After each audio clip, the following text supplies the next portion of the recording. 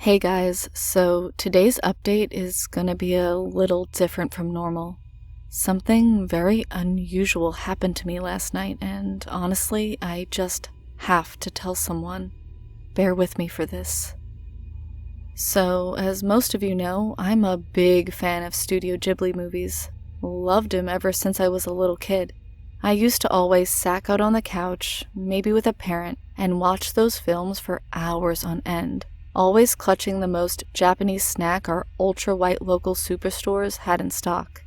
In fact, I've had this one copy of My Neighbor Totoro ever since I was about 10 years old. I think I got it for my birthday or something, since it must have been pretty expensive for my parents to order it. It's in Japanese but has English subtitles. In general, it's always been very good quality, and I've never had any problems getting it to play. Until last night. That's where my odd experience begins. So last night, I was out with my girlfriend at some little diner place. Neither of us were very hungry, so we only got fries and shakes to go, and then we went out with them to the park. It was one of those nights where the sky seemed larger than normal, and the cold edge on the air felt pleasant. The park was all lit up even though it was still early in the evening, and we spent some time walking and reflecting on the nature of life and all that. Later on, she got a text from her mom saying that her aunt was in the hospital and had to leave in a hurry to go visit her. Still feeling reflective and philosophical, I went home and popped in the VHS. I still kept around a tiny little TV set just to watch it, along with a couple other old VHS tapes I've collected along the years. Initially, it wouldn't play, but after a little bit of dusting and blowing on the thing, I got it to start up. It started, as it always did, with some ads in Japanese and then the movie itself. Everything seemed to be working fine for a good bit of time, except I could tell something was up with the screen. Something was up with the frame rate, like it would go a little slower than normal and then almost overcompensate by speeding up too much. The colors also seemed off, but not enough to interfere with the viewing. It was, for the most part, fine. A short ways in, about when Mei goes missing in the forest, the screen started darkening. It darkened in significant amounts at a time, but took a short while to become noticeable. By the time I started noticing it, the TV was making a very weird mechanical whirring. Afraid it might catch fire, I tried to remove the VHS, but to no avail. The VHS wouldn't come out, no matter how hard I tried to wrench it out. The noise subsided and the screen was almost entirely black. Then it cut to a very strange video clip I've never seen in my however many years of watching this movie. It was someone walking through a seemingly old building, probably from the early 20th century. It had a tile floor and carved wooden doors from what I could make out. The video was very shaky, and you could see someone in dress pants and shoes walking in a sort of panic, occasionally taking turns.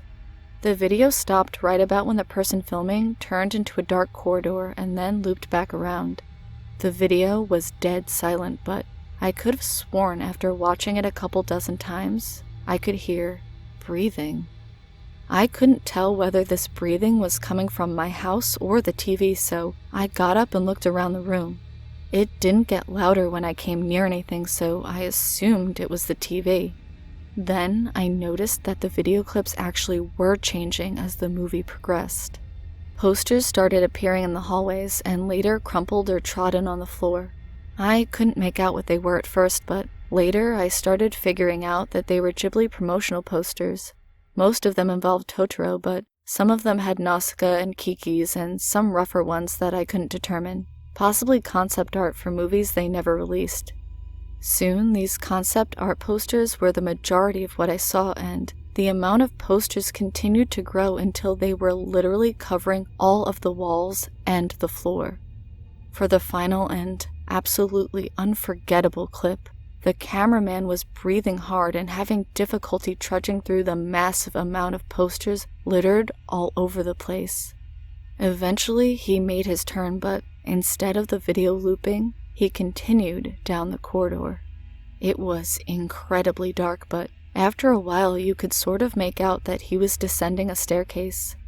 this very unnatural feeling started creeping through me, sort of like a paralysis.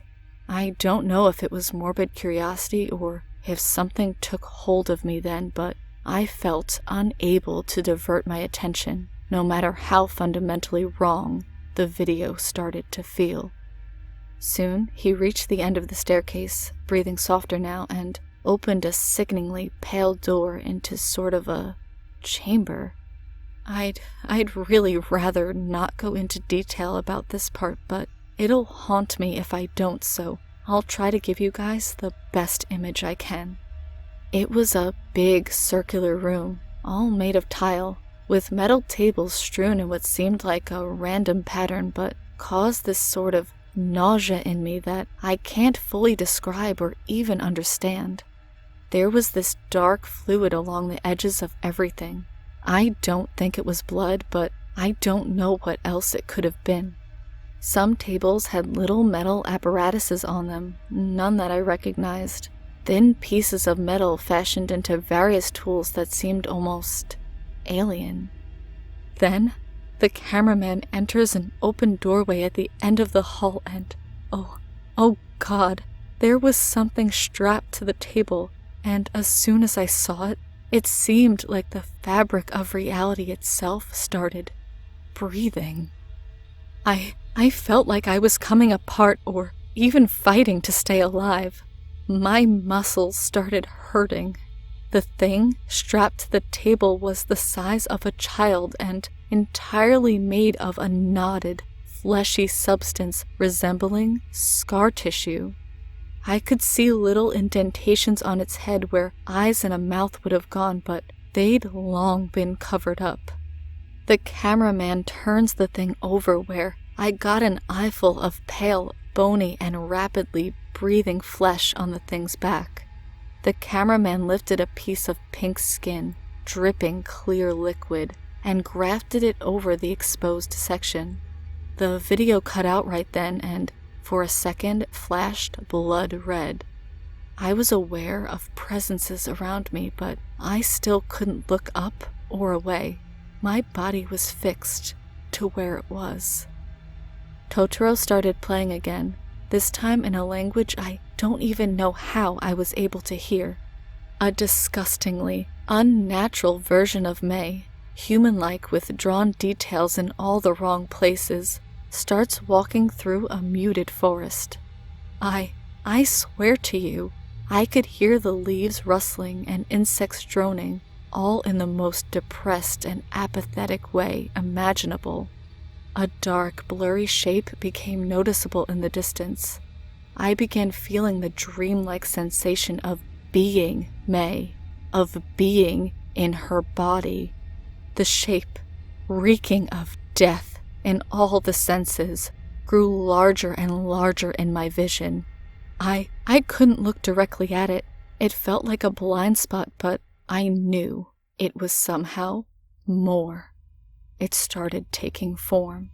It seemed like a shape in the corner of my eye, except I was facing it, forced to watch all of its putrid ugliness become crystal clear. It was Totoro. The death stink grew stronger and stronger. The breathing in the room grew sharper and louder. My heartbeat raged.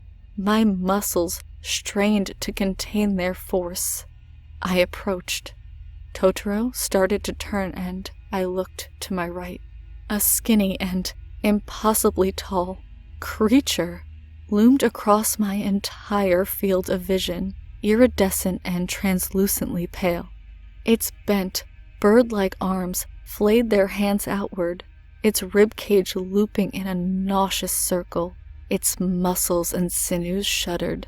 Its fingers curled and uncurled, and my eyes followed upward, past its impossibly thin ribcage and its gasping neck, into a face I was never supposed to see. So wrong and so unnatural and so malformed that its existence felt like an attack on my own. Its shuddering and gasping mouth forced into a smile, and its eyes ground in their sockets until they met my own. It moaned a moan of entropy and emptiness and death and primal, undiluted terror. Today, I awoke in the hospital, strapped tightly to an uncomfortable cot and soaked in sweat. Every inch of me felt sore. Later, a nurse, my girlfriend, and my mother explained to me that the police had been called and I was found in my apartment, seizing on the carpet, bleeding from my ears and nose, and screaming. When they mentioned my screams, they all grew quieter. I could tell they were still disturbed deeply by the memory. I refused to believe that I imagined any of it. I did not dream it. I did not conjure it, but perhaps it would have been better if I did, because what I saw last night wasn't meant to be witnessed by humans or by anyone. They're keeping me here in the hospital to be examined for now, but I doubt they'll find any medical explanation for what happened to me. I still feel cold now. I hope it goes away.